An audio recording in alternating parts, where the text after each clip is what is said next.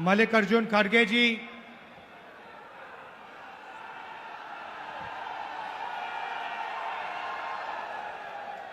केसी वेणुगोपाल जी, अजय कुमार लल्लू जी, भक्तचरण दास जी, रामचंद्रन कदम जी, stage पे Congress party के senior नेता और हमारे कांग्रेस पार्टी के ओडिशा के प्यारे कार्यकर्ता भाइयों और बहनों, प्रेस के हमारे मित्रों, आप सबका यहां बहुत बहुत स्वागत। आप दूर दूर से गर्मी में हमारी बात सुनने आए, इसके लिए आपको मैं दिल से धन्यवाद करना चाहता हूं।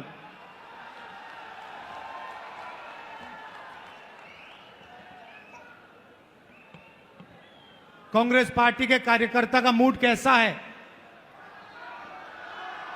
नहीं, सुनाई नहीं दिया मुझे। कैसा है मूड आपका?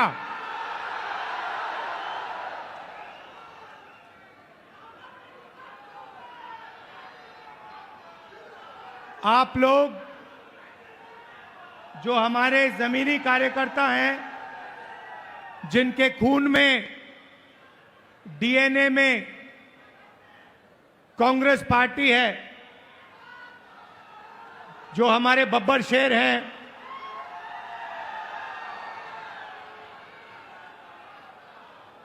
आप ओडिशा की जो जनता है उनकी रक्षा करते हो। ओडिशा की सरकार का सिर्फ एक काम है, ओडिशा का जो धन है उसको ओडिशा की गरीब जनता से चोरी करने का काम है। आपकी सरकार सिर्फ यही करती है। पहले बीजेडी की सरकार ये करती आई, अब बीजेपी की सरकार यही काम कर रही है। एक तरफ ओडिशा की गरीब जनता, दलित, आदिवासी, पिछड़ा वर्ग, कमजोर लोग, किसान, मजदूर, और दूसरी तरफ 5-6 अरबपति और बीजेपी की सरकार, ये लड़ाई हो रही है। और इस लड़ाई में कांग्रेस पार्टी का कार्यकर्ता जो है, वही इस लड़ाई को ओडिशा के, वही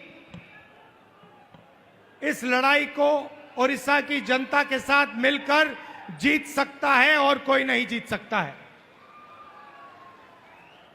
भाइयों और बहनों, बीजेपी पूरे देश में संविधान पर आक्रमण कर रही है।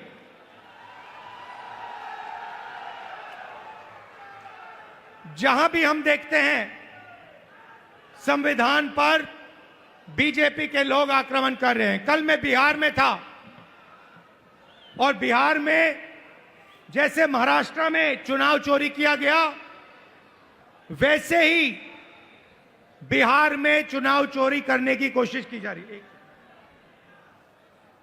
वैसे ही बिहार में चुनाव चोरी करने की कोशिश की जा रही है। और चुनाव चोरी करने के लिए इलेक्शन कमीशन ने नई साजिश शुरू की है।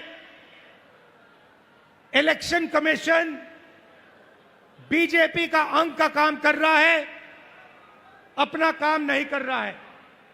महाराष्ट्र में लोकसभा और विधानसभा के बीच में 1 करोड़ नए वोटर आ गए। आज तक किसी को नहीं मालूम ये वोटर कौन थे और कहां से आए। हमने इलेक्शन कमीशन से एक बार नहीं, अनेक बार कहा है, आप हमें वोटर लिस्ट दीजिए, आप हमें वीडियोग्राफी दीजिए। इलेक्शन कमीशन नहीं देता है। और जो चोरी महाराष्ट्र में हुई, वही चोरी फिर से ये लोग बिहार में करने जा रहे हैं। कल मैं बिहार गया, इंडिया गठबंधन के नेताओं के साथ हमने कहा कि बिहार में हम इलेक्शन कमीशन को बिहार का चुनाव चोरी नहीं करने देंगे, बीजेपी को चुनाव नहीं चोरी करने देंगे। भाइयों और बहनों,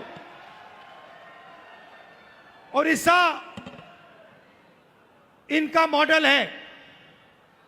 यहां पे 5-6 बड़ी कंपनियों को ये आपका पूरा का पूरा धन दे रहे हैं। अभी मैं डेलीगेशन से मिला, किसान के डेलीगेशन से मिला, महिलाओं से मिला और उनकी आवाज सुनी, उनका दुख सुना, उनका दर्द सुना। भाइयों और बहनों, जल, जंगल और जमीन आदिवासियों की है। मैं फिर से दोहराना चाहता हूं, जल, जंगल और जमीन आदिवासियों की है और आदिवासियों की रहेगी।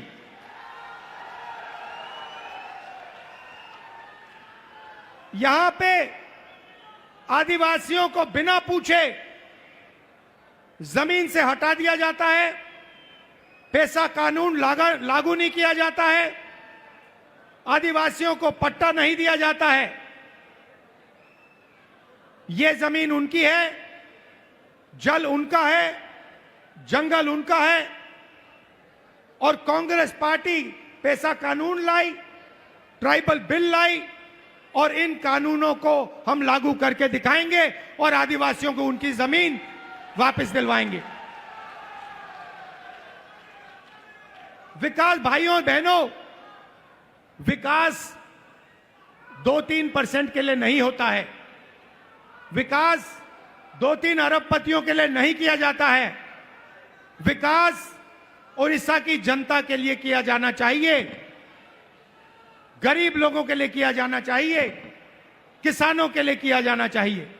यहां की सरकार 24 घंटा आपका धन, आपका जंगल, आपकी जमीन आपसे छीनती है, आपको जमीन से हटा देती है, आपको सही मुआवजा नहीं देती है, आपको धमकाती है, आपको डराती है।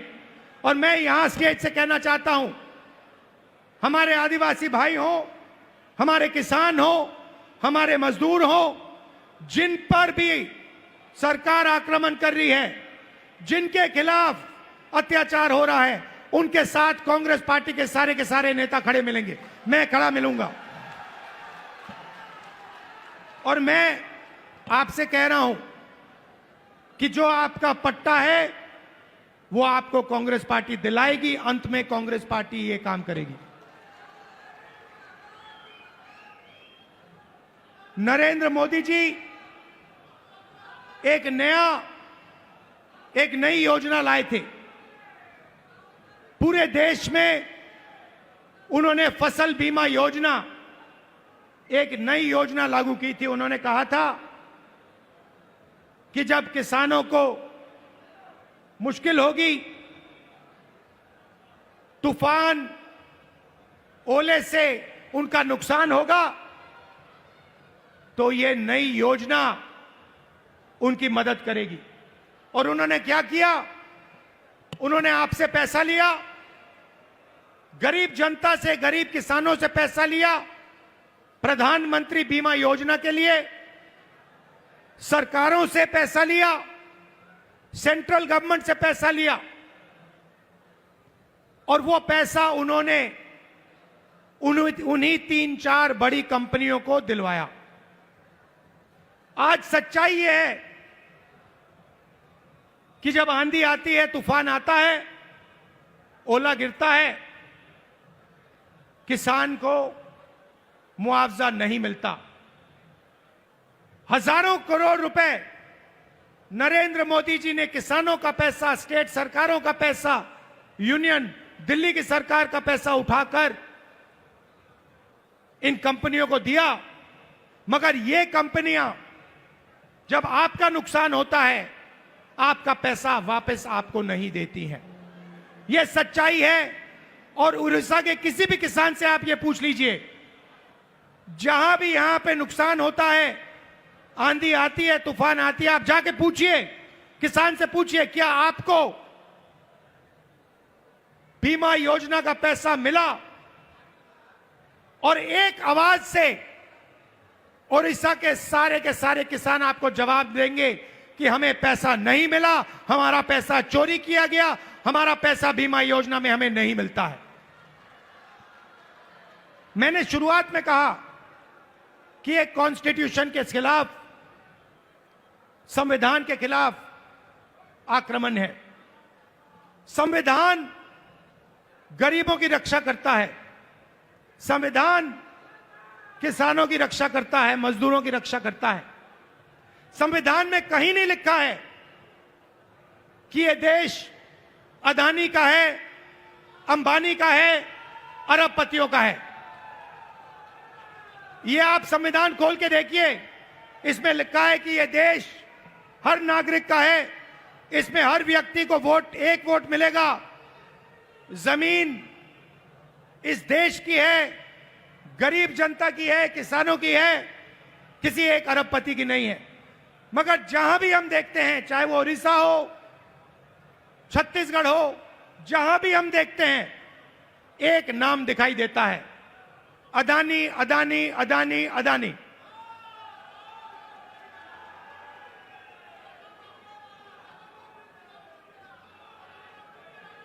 मतलब अदानी जी ओडिशा की सरकार चलाते हैं, अदानी नरेंद्र मोदी को चलाता है।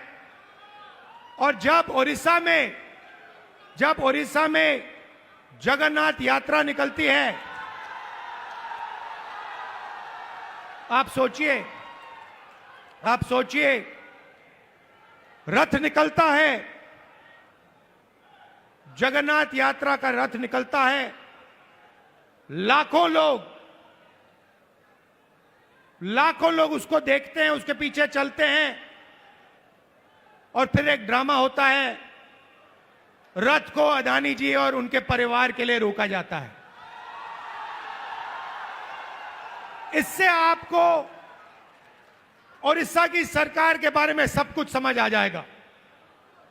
यह ओडिशा की सरकार नहीं है, यह आपकी सरकार नहीं है, यह अदानी जैसे 5-6 अरबपतियों की सरकार है। और इसका लक्ष्य आपकी जमीन, आपका जंगल, आपके भविष्य को चोरी करने का है। मैं आपसे पूछना चाहता हूं, आपकी सरकार ने ओडिशा के युवाओं के लिए कितना रोजगार पैदा किया है? ये जो बड़ी बड़ी इंडस्ट्रीज आती हैं, बड़ी बड़ी जो कंपनियां आती हैं, आपकी जमीन ले जाती हैं, आपका धन ले जाती हैं, आपकी जो नेचुरल वेल्थ ले जाती हैं। मैं आपसे पूछना चाहता हूं, ये आपके कितने लोगों को रोजगार देती है? आप मुझे बताओ। आपका रोजगार खत्म करती हैं, छोटे बिजनेसेस को, छोटी कंपनियों को, स्मॉल मीडियम बिजनेसेस को खत्म करती हैं, और फिर आपकी जमीन, आपका धन, आपका जंगल, आपका जल उठा के ले जाती है। और एक नई बात शुरू हुई है,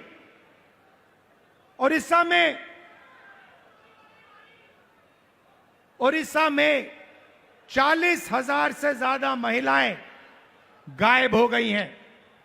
आज तक नहीं मालूम कि ये महिलाएं कहां गईं। महिलाओं के खिलाफ हर रोज यहां अत्याचार होता है, रेप होता है, बलात्कार होता है। हर रोज ओडिशा में 15 महिलाओं का बलात्कार होता है, और आपकी सरकार को कुछ लेना देना नहीं। आपकी सरकार सिर्फ 24 घंटे आपका खून चूसती है, आपकी जमीन छीनती है। ना उनको महिलाओं से कुछ लेना देना, ना उनको रोजगार दिलवाना है, ना उनको युवाओं से कुछ लेना देना है। इसीलिए हम यहां आए हैं, और मैं आपको मैसेज देना चाहता हूं कि चाहे मैं हूं, या कांग्रेस प्रेसिडेंट हो, या कांग्रेस पार्टी के कोई भी नेता हो, हम यहां आपके साथ खड़े हैं। जब भी आपको मुझे बुलाना हो, जहां भी आपको मुझे ले जाना हो, मैं इस सरकार के खिलाफ लड़ना चाहता हूं और इस सरकार को यहां से हटाना चाहता हूं। एक बात मैंने भक्तचरण दास जी को कही, तेलंगाना में हमने जाति जनगणना करवाया है।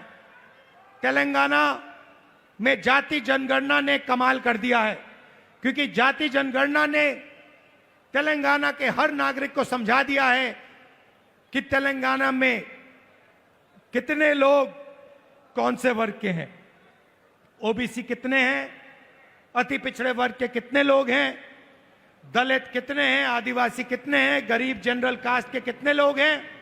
एक प्रकार से तेलंगाना सरकार ने तेलंगाना का एक्सरे किया है और तेलंगाना की सरकार को अब मालूम है कि कितना धन किसके हाथ में है, कौन किसके पास क्या है, कितनी आबादी किसकी है। और मैं ये ओडिशा की जनता से भी कहना चाहता हूं, देखिए यहां पर हमें पता लगाना है दलित कितने हैं, आदिवासी कितने हैं, पिछड़े वर्ग के लोग कितने हैं, गरीब जनरल कास्ट के लोग कितने हैं, क्योंकि हम चाहते हैं कि सरकार में, इकोनॉमी में, विकास में सबको भागीदारी मिले। आज ओडिशा के पिछड़े लोगों को, दलितों को, आदिवासियों को ना सरकार में जगह मिलती है, ना कॉर्पोरेट में जगह मिलती है, ना ब्यूरोक्रेसी में जगह मिलती है। ये जो 5-6 कंपनियां आप पर राज कर रही है, मैं आपसे पूछना चाहता हूं, इनके मालिकों में कितने पिछड़े वर्ग के लोग हैं, इनकी मैनेजमेंट में कितने पिछड़े लोग के वर्ग हैं, कितने दलित हैं, कितने आदिवासी हैं, कितने गरीब जनरल कास्ट के लोग हैं। आपको एक नहीं मिलेगा। इसीलिए मैंने भक्तचरण दास जी से, लालू जी से कहा है कि पूरा दम लगा के आप ओडिशा की जनता को समझाइए कि सबसे पहला काम जाति जनगणना है, और अगर हमें ओडिशा में बदलाव लाना है तो जाति जनगणना हमारा औजार है, क्योंकि जाति जनगणना से दलितों को, पिछड़ों को, आदिवासियों को, गरीब जनरल कास्ट के लोगों को अपनी सच्ची शक्ति समझ आएगी। और जिस दिन इनको अपनी सच्ची शक्ति समझ आ गई, उस दिन यह सरकार को गिरा के फेंक देंगे। भाइयों और बहनों, आखिरी बात मैं कहना चाहता हूं,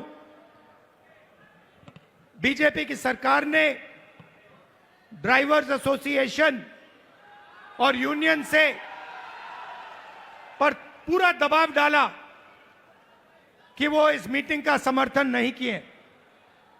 उन्होंने पूरा दबाव डाला, धमकाया और डराया ड्राइवर यूनियन को, एसोसिएशन को,